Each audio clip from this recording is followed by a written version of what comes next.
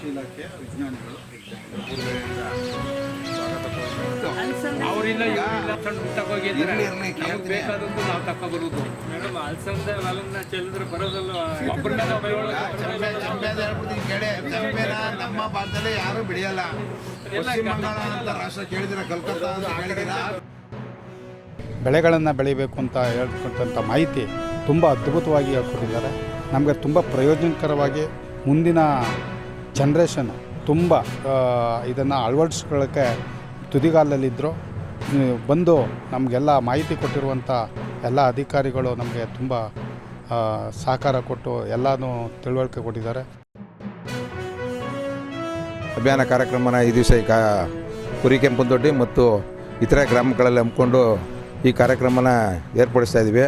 ಈ ಒಂದು ಕಾರ್ಯಕ್ರಮದಿಂದ ಎಲ್ಲ ವಿಜ್ಞಾನಿಗಳು ಭಾಗವಹಿಸಿ ರೈತರಿಗೆ ಏನು ಈ ಮುಂಗಾರು ಹಂಗಾಮಿನಲ್ಲಿ ಭತ್ತಕ್ಕೆ ಕಬ್ಬಿಗೆ ಮುಂಜಾಗ್ರತೆಯಾಗಿ ಏನೇನು ಕೃಷಿ ತಾಂತ್ರಿಕತೆಯನ್ನು ಅಳವಡಿಸ್ಕೊಂಡು ಕಡಿಮೆ ವೆಚ್ಚದಲ್ಲಿ ಅಧಿಕ ಇಳುವರಿ ಪಡೆಯುವಂಥ ವಿಧಾನಗಳನ್ನೆಲ್ಲ ತಿಳಿಸಿ ರೈತರಿಗೆ ಬಹಳ ಉಪಯೋಗವಾದಂಥ ಮಾಹಿತಿಯನ್ನು ನೀಡಿದ್ದಾರೆ. 10 ಟನ್ನಷ್ಟು ಕೊಟ್ಟಿಗೆ ಗೊಬ್ಬರ ಹಾಕಬೇಕು, ಆದರೆ ಅಷ್ಟು ಆಗ್ತಾ ಇಲ್ಲ. ಯಾಕೆ? ರಾಸುಗಳ ಸಂಖ್ಯೆ ಕಡಿಮೆ ಇದೆ, ಹಸುಗಳು ಕಡಿಮೆ ಆಗ್ತಾ ಇದೆ. ಕೈಲಾದಷ್ಟು ಕೊಟ್ಟಿಗೆ ಗೊಬ್ಬರ ಅಥವಾ ಕಾಂಪೋಸ್ಟ್ ರೂಪದಲ್ಲಿ ಮಣ್ಣಿಗೆ ಸೇರಿಸಿದಾಗ ಮಣ್ಣಿನರಿಂದ ಇರುವಂಥ ಸತ್ವ ಸ್ವಲ್ಪ ಮಟ್ಟಿಗೆ ವರ್ಷದಿಂದ ವರ್ಷಕ್ಕೆ ರೈಸ್ ಆಗ್ತಾ ಹೋಗುತ್ತೆ. ಆಗ ನಿಮ್ಮ ಒಂದು ಮುಂದಿನ ಪೀಳಿಗೆ ಏನಿದೆ, ನಿಮ್ಮ ಮೊಮ್ಮಕ್ಕಳು, ನಿಮ್ಮ ಮರಿ ಮಕ್ಕಳಿಗೆ ಊಟ ಸಿಗೋ ರೀತಿ ಆಗುತ್ತೆ. ಈ ರಾಸಾಯನಿಕನ ಬಳಕೆ ಹೆಚ್ಚು ಮಾಡಿದ್ದಷ್ಟು ಏನಾಗುತ್ತೆ, ಮಣ್ಣು ತನ್ನ ಸತ್ವ ಕಳ್ಕೊಳ್ಳುತ್ತೆ.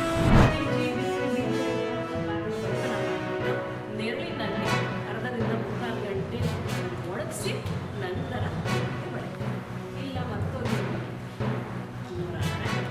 ಒಟ್ಟು ಮಾತಿಗೆ ಸಿಂಪಡಣೆ, ಅದು ಕಡಿಮೆ ಖರ್ಚಿನ ಒಂದು ಕ್ಯಾನ್ ಆದರೆ ಎಲ್ಲರೂ ಮಾಡ್ಬೋದು.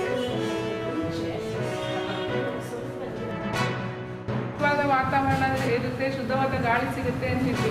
ಹಳ್ಳಿಗಳಲ್ಲಿ ಲಂಗ್ ಕ್ಯಾನ್ಸರ್, ಹಳ್ಳಿಗಳಲ್ಲಿ ಚರ್ಮದ ಕ್ಯಾನ್ಸರ್ ಇವಾಗ ಎಲ್ಲ ಕಡೆ ಮಾಡ್ತು.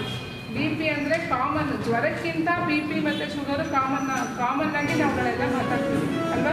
ಇದೆಲ್ಲ ಯಾಕೆ ಅಂದರೆ ನಮ್ಮ ಈ ಆಹಾರ ಪದ್ಧತಿ, ನಮ್ಮ ಜೀವನ ಶೈಲಿ ಇದೆಲ್ಲ ಆಯಿತು. ಇನ್ನೊಂದು ಕಡೆ ನಮಗೆ ಪೋಷಕ, ನಾವೇನು ಉತ್ಪಾದನೆ ಮಾಡ್ತಿದ್ದೀವಲ್ಲ ಆಗುತ್ತೆ. ನಮ್ಮ ವೆರೈಟೀಸ್ ಹೆಸರು ಅಂತಾನೆ ಶುರುವಾಗುತ್ತೆ.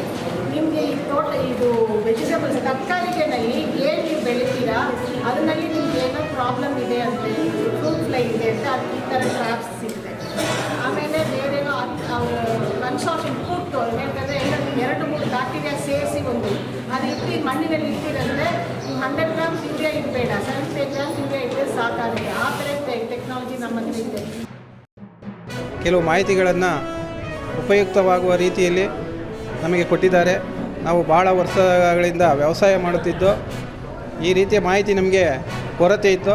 ಇಂದು ಹಲವಾರು ಮಾಹಿತಿಗಳನ್ನು ಕೊಟ್ಟು ನಮ್ಮ ಮುಂದಿನ ಬೇಸಾಯಕ್ಕೆ ಅನುಕೂಲ ಆಗುವ ರೀತಿಯಲ್ಲಿ ಕೃಷಿ ವಿಜ್ಞಾನಿಗಳು ಮತ್ತು ಕೃಷಿ ಇಲಾಖೆಯವರು ಇಲಾಖಾ ವತಿಯಿಂದ ಮಾಹಿತಿ ನೀಡಿರ್ತಾರೆ. ವಿಷಯಗಳು ಸ್ವಲ್ಪ ತಿಳಿದಿದ್ದೋ ಸ್ವಲ್ಪ ತಿಳಿದಿರಲಿಲ್ಲ. ನಾವು ಯಥೇಚ್ಛವಾಗಿ ರಾಸಾಯನಿಕ ಗೊಬ್ಬರಗಳು ಉಪಯೋಗಿಸ್ತಿದ್ದೋ, ಅದನ್ನು ಕಮ್ಮಿ ಮಾಡಿ ಮತ್ತು ಕೊಟ್ಟಿಗೆ ಗೊಬ್ಬರಗಳನ್ನ ಜಾಸ್ತಿ ಉಪಯೋಗಿಸಿ ನಮ್ಮ ತೆಂಗುಗೆ ಆಗಲಿ ಭತ್ತಕ್ಕೆ ಆಗಲಿ ಇಳುವರಿ ಹೆಚ್ಚಿಗೆ ಬೀಳ್ತೀವಿ ಅಂದ್ಬಿಟ್ಟು ನಮ್ಮ ವಿಜ್ಞಾನಿಗಳು VC ಫಾರ್ಮಿನಿಂದ ಬಂದಿರುವಂಥ ವಿಜ್ಞಾನಿಗಳು ಮತ್ತು ಬೆಂಗಳೂರಿನಿಂದ ಬಂದಿರುವಂಥ ವಿಜ್ಞಾನಿಗಳು ಇದ್ರ ಬಗ್ಗೆ ನಮಗೆ ವಿವರಣೆಯಾಗಿ ಹೇಳ್ಕೊಟ್ಟಿದ್ದಾರೆ.